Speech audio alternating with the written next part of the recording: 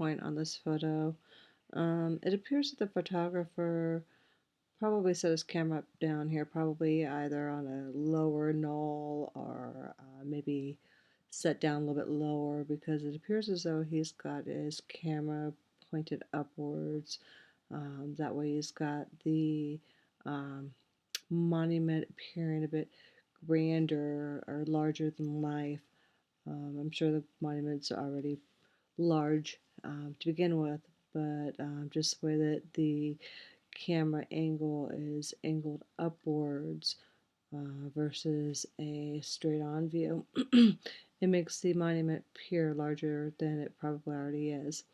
And he's got the two soldiers right here and the 3 or 4 people sitting over here to make or to show even more how large the monument is, to give a little bit more of a add more to that perception as to how big the monument is actually is.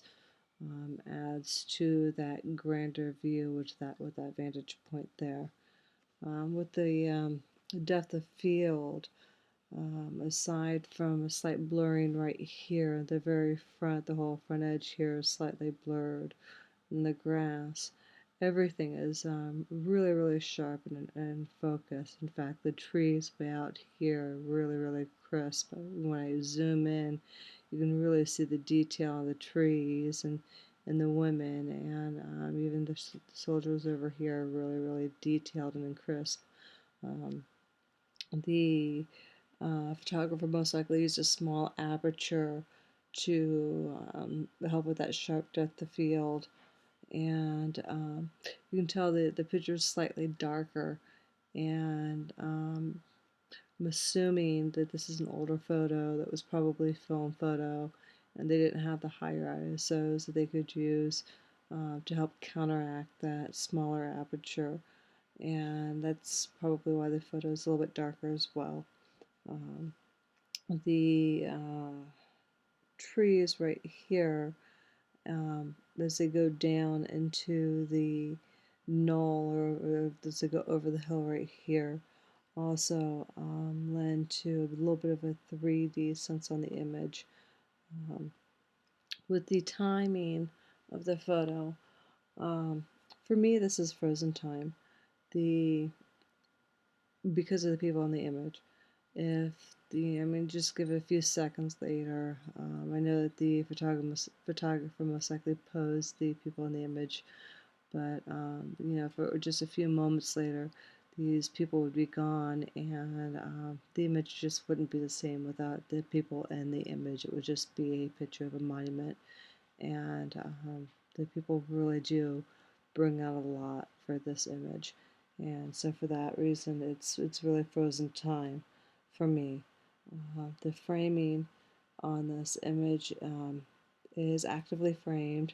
There's no passive space on either side of the image here at all, or even on the top of the image. There's just no passive space anywhere.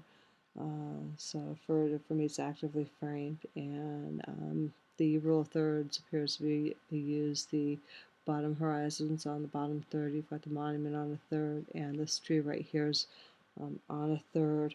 And right here, with the way that these trees here are cut off, the photographer, I really believe, purposely cut those trees off and actively cut those trees off.